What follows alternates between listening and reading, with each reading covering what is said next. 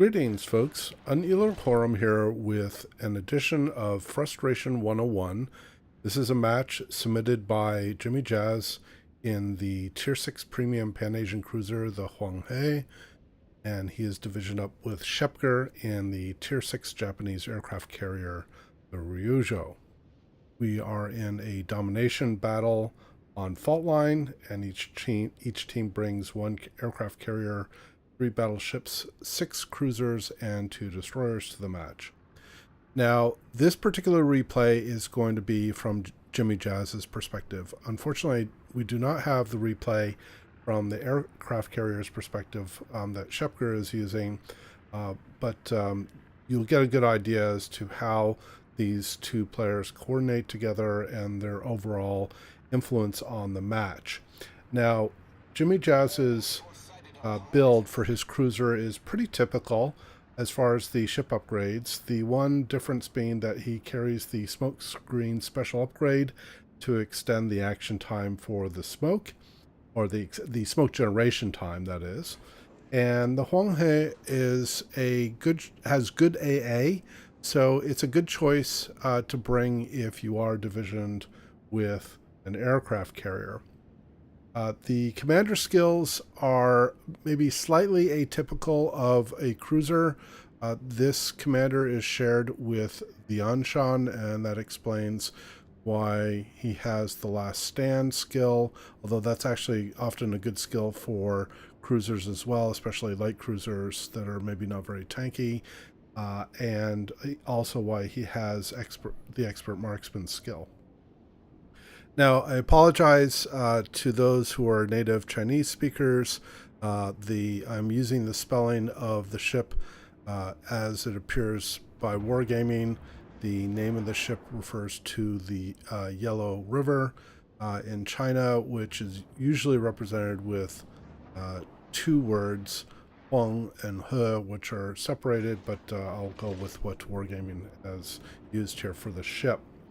Now, the highlights of this match are going to be, and you can probably guess based on the title, it will be a kind of a heartbreak match for this duo and their attempts to essentially salvage a game that's made unnecessarily difficult based on combinations of choices made by their own team as well as gameplay exhibited by the opposing team. So at the start of this battle, Jimijaz has moved towards Charlie to help secure and defend this cap. The cap is being challenged by 1 destroyer and this Königsberg that's in front of him. And Jimijaz has his hydroacoustic running right now. He's going to try to move forward enough that he can get the Farragut lit up, which he does.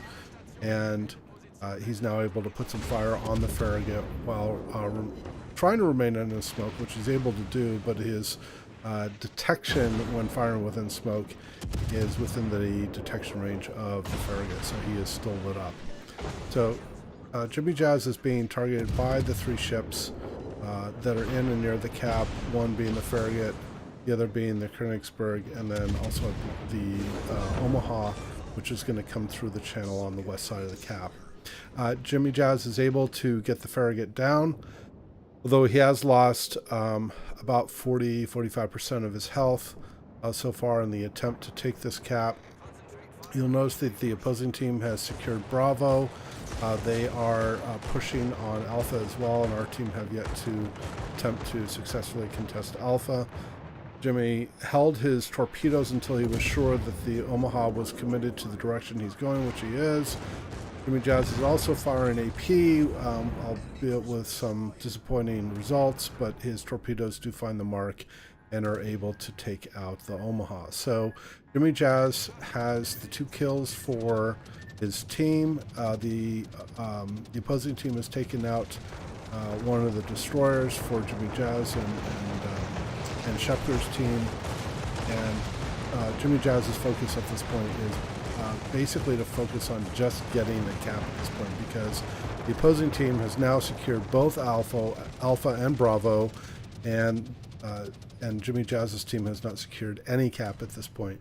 But Jimijaz's team has now lost 2 more ships, So they not only have a cap deficit, they also now have a ship deficit. So they are down, and they finally secured C.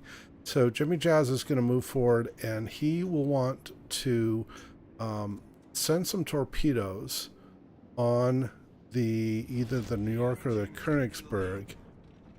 In fact, he will. Looks like he's going to send on the New York here, who may be rounding the corner, and then Jimijaz is going to slip out the side here on the west side of the cap, because he doesn't have the health to fight full health New York.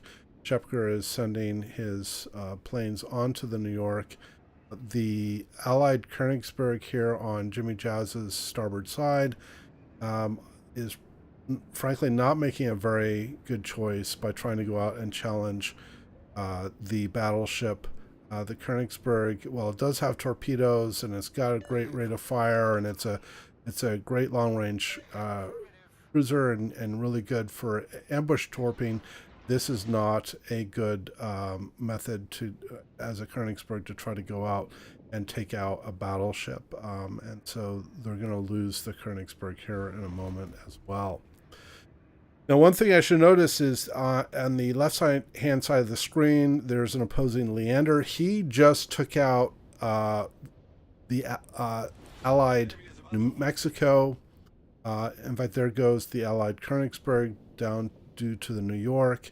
He did get some torpedoes on the New York, but was unable to take him out. Schepker is able to take out the opposing Königsberg that was on the north side of Charlie, but now the New York is pushing south into the Charlie Cap with the Allied farragut there, and then now Schepker and Jimijaz's team have lost another ship, this time over on the Alpha Cap side, leaving only the Allied Congo on the west flank. Now you'll notice on Jimijaz's screen here that there is a low health opposing Leander and what was basically a full health Omaha, and in a matter of 2 salvos, the Leander is able to finish off the Omaha. So the Leander has taken out 2 ships on the south side of the map, and Jimijaz and Schepker's team. In fact, there goes the farragut in the Charlie Cap. So now their team holds no caps. The Charlie Cap is now being taken by the New York. Schepker is within firing range of the New York and is now in a desperate attempt to finish off the New York to both preserve the Charlie Cap as well as preserve himself. There's only 3 players left on Jimijaz and Schepker's team. If they lose one more ship here, the game is already over, and here in a moment, Schepker is going to be able to finish off the low health New York that was in Charlie, and there goes the New York, and they are able to stay in the match. So Schepker has been doing a terrific job to take out as many opponents as he can, because the Allied team has just lost way too many ships way too quickly. They now have a 5-ship deficit. Jimijaz is using his excellent concealment of 8.1 kilometers, which is really good for a cruiser, to take the Bravo Cap, and then also to be able to stealth fire torpedoes on the Fuso. Now, the range of the Huanghe's torpedoes is 8 kilometers, which is slightly shorter than the ship's detection range. But if you have a ship that is moving toward you, you can send the torpedoes while in concealment, and basically have the opposing ship sail into the torpedoes sent. Jimijaz now needs to get out of harm's way because both the Fuso and the opposing Nuremberg, which are moving towards Bravo, are targeting him and he's quite low. Well, he's got about half of his health, but a good salvo from the Fuso could finish him off. So Jimijaz is having to get out of harm's way as quickly as he can. He will try to get into a position here to be able to fire on the Fuso. I'm sorry, I said Nuremberg. I meant the Murmansk is in the cap in Bravo.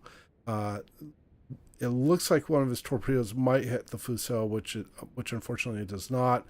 And Schepker is able to take out the Murmansk, the opposing Murmansk, which was in the Bravo cap.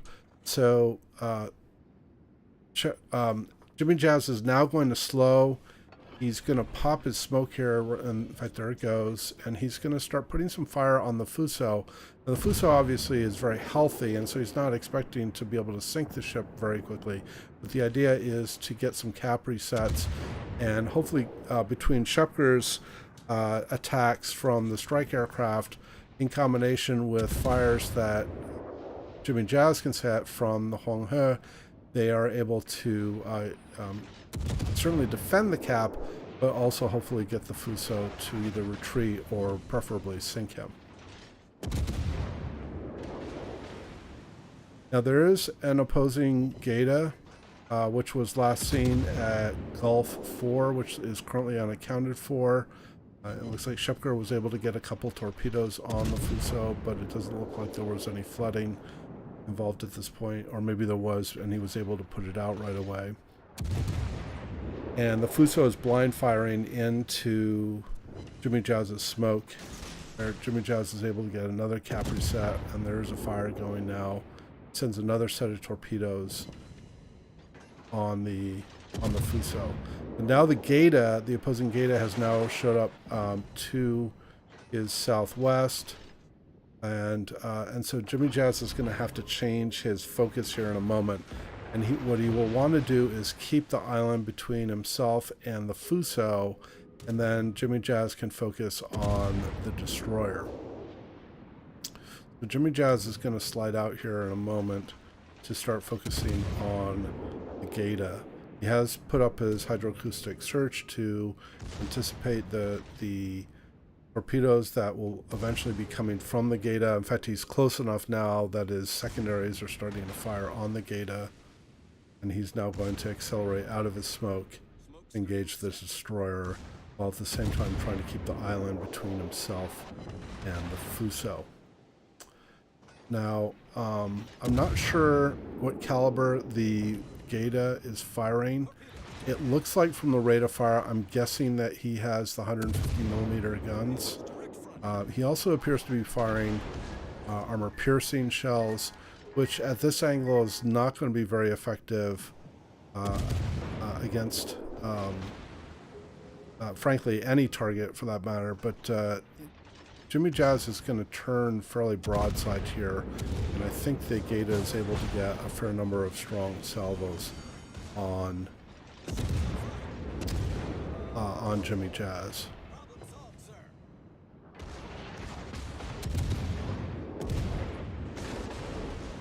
So the Gaeta is, well, even if he isn't using the 150s, Jimijaz is showing a lot of side to a German ship, which, as I think most people know, tends to have very good AP.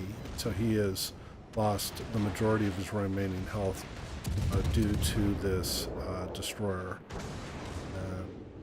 Just shy of being able to sink the destroyer, whose engine is currently out.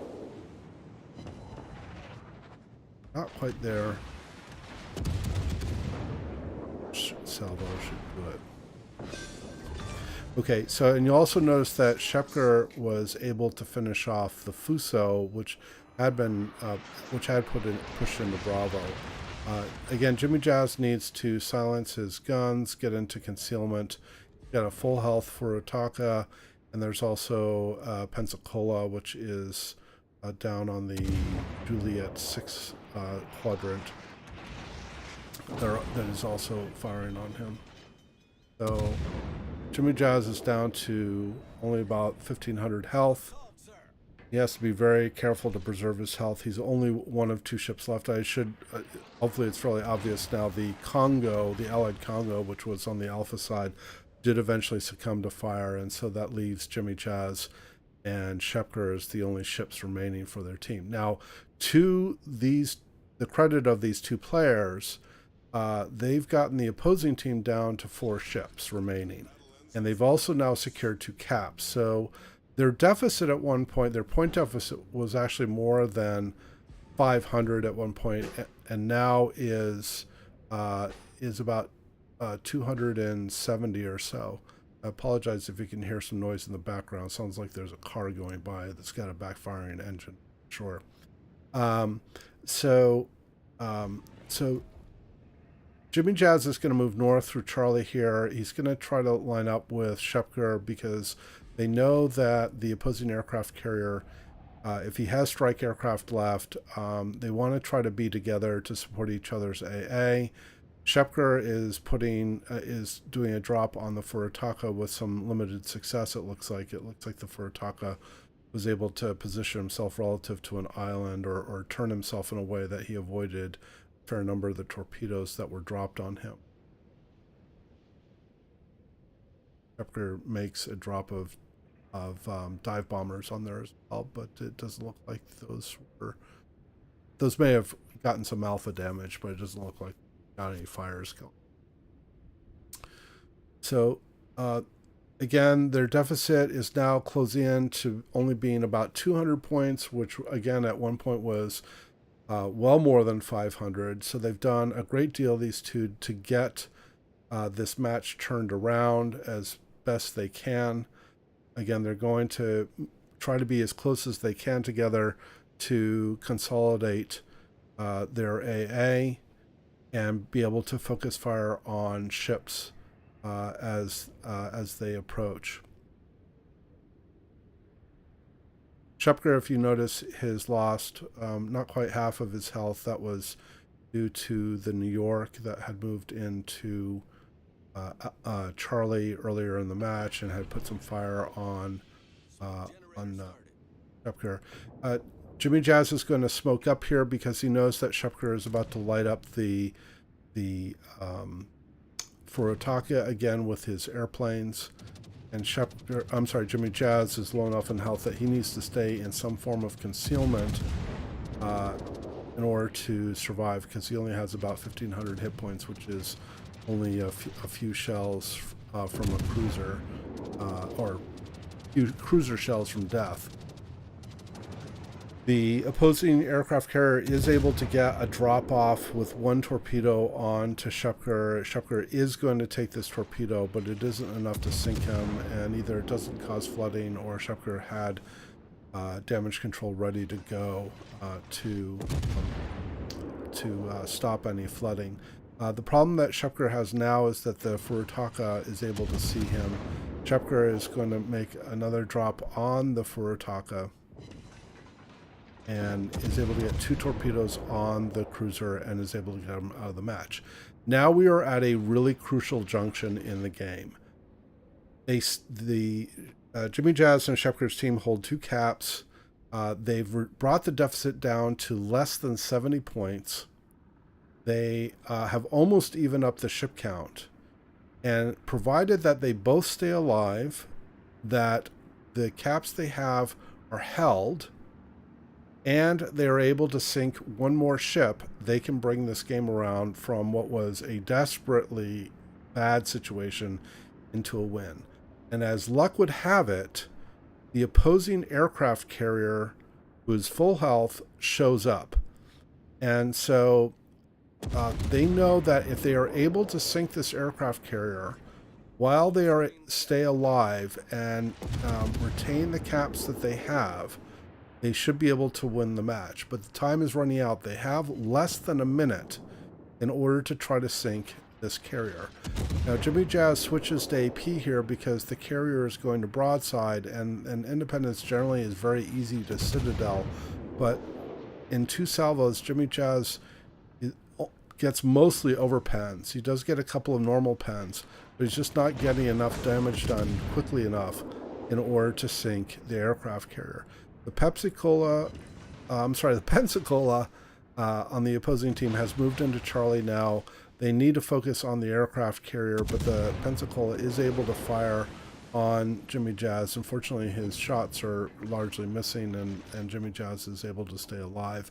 They're ticking down. They're in the last few seconds. There's the final drop from Schepker to try to get the carrier down. The final shots from Jimijaz come in, but it isn't quite enough to sink the carrier and win the match. So in the end, the match is lost, unfortunately, between Schepker and Jimijaz. They sank 9 ships.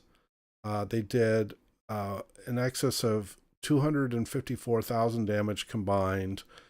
But it wasn't enough. In fact, Schepker had more XP on the losing team than any of the players on the winning team. And Jimijaz was almost the same as well. So it was a very difficult, frustrating loss for the two of them.